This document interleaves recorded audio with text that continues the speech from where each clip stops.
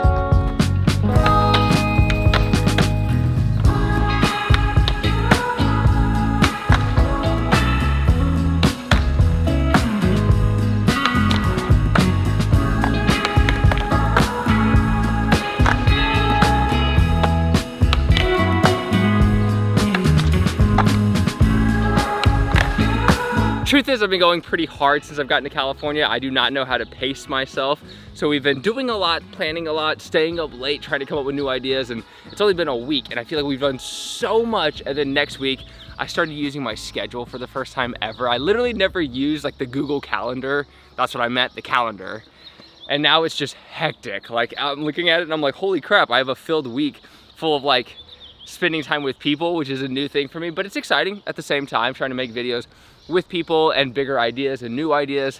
It's very fun. So now these sessions I'm gonna hold a little even more dear to my heart and try to just, do more. But I might skate the little hubba right now just to see kind of what it feels like, because it's actually a little lower, but it's still a little scary because you have a little distance to grind. So I'm gonna start skating that thing.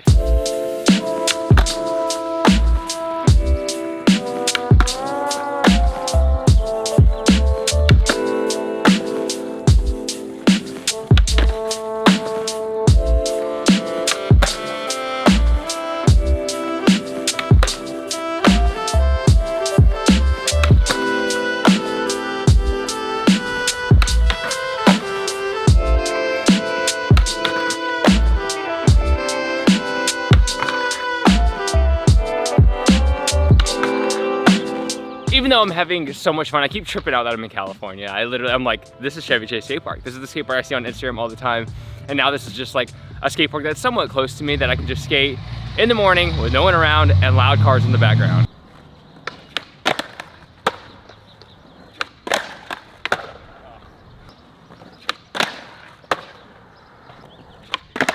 I can't even do the 5-0. I've been trying the 5-0 forever. All right, a bit of a struggle today, I'll be honest. Getting my switch flips up to the ledge, not easy for whatever reason. So I'm kind of just, I might have to switch to like a 12 p.m. skater. I think in the morning, I just can't develop the energy anymore. Not that it's always been easy or ever been easy, but man, I just feel rough. I might kind of try some kickflip front boards on the handrail because I just see so many people do that I'm like, oh, that seems like a fun one just to have consistent. I'd love to be able to do 3, but I couldn't even do 3 switch flip 5-0s. But let's tinker. It's easier.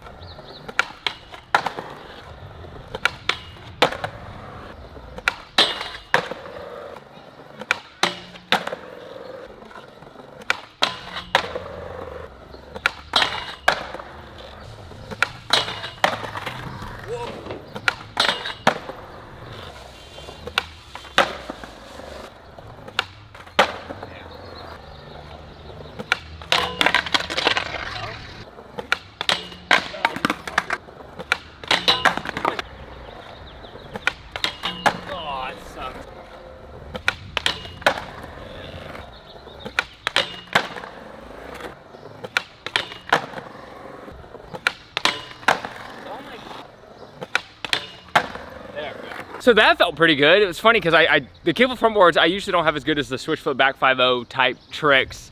And I couldn't do the first one, but luckily it gave me the second one. I did 5 kickflip front boards. The last one felt pretty much exactly how I want them to always feel. So that's why I just wanted to get that sensational feeling. But I'm already pretty tired. I'm like looking at the park and I'm just like, I gotta wake up. I got so much to do. Honestly, if you keep up with me, John Hill, my channel, just moved to LA, and it's kind of crazy. Since we're going so hard, I've been actually thinking about sort of reformatting my channel a little bit. I know every YouTuber kind of goes through this where they step out of their niche, but for me, most of my channel used to do with exploring, and then I niched down into like New York, basically, skate park, a state, and I would talk about the price and all this stuff, and that's actually when my channel thrived the most.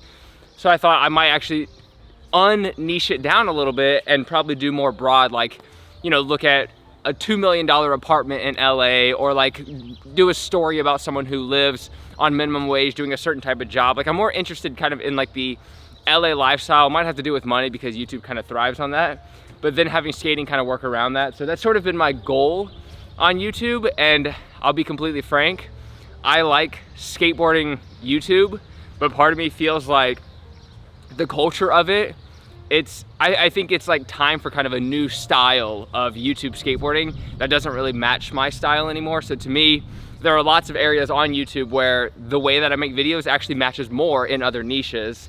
It's just, I think the reason that my channel stands out is because it is kind of a different feeling type of content within the niche of skateboarding.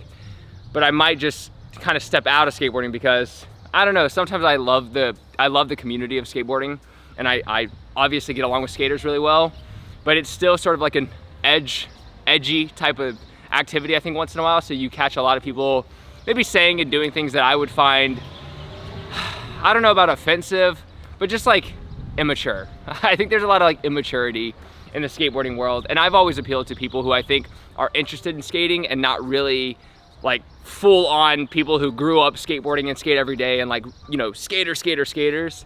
You know, I think I've always appealed to sort of the first one. So I'm gonna keep creating content kind of for that category where they might be less interested in just skating, but they'll be impressed and stoked on the skating aspect included. So, by the way, I've asked people which skate parks I should skate, and I've never once heard someone recommend Chevy Chase Skate Park. As perfect as it looks, people do have a problem with this park, and it mostly comes down to how slippery it is. I've gotten used to it over the years, skating California parks and New York ones and Texas ones. I've gotten really used to slippery parks, so I can do it. But if you're a new skater and you land just a little off kilter, your feet could just slide out from under you, which does suck, and it's a very hard problem to fix. You essentially have to like wet the ground and, you know, do all these things, so they just can't afford that time. The barracks is actually even slipperier, and people get used to it, and if you do get used to it, you can do a lot of tricks. You can utilize that slipperiness for tricks in the future, but that's mostly why people hate it. There's also the element of it being kind of a TikTok or Instagram skate park. It does get kind of busy at certain times in the day, and it does feel like kind of the center of attention park. So if you're someone who likes to skate and completely be out of the limelight, be away from cameras, be away from people Instagramming and being loud and filming and documenting and all that stuff, then it's probably not the park for you, unless you do what I did and you go early in the morning. But it does have that feeling. A lot of pro skaters go there, so a lot of people don't want to be around in that like intimidating atmosphere type vibe, how I used to be. So that's why a lot of people actually avoid this skate park. Anyways, wanted to share a session regardless. I want to do more of these. I'm trying to catch up on my energy. It does feel really low, maybe just from today, but I'll eventually have better sessions with more people. It's also crazy that it's a Sunday. It's like 9 or 10 a.m. and I'm still the only one at the skate park. How has this not changed in all these years? Because I know this park gets crazy around 5 p.m.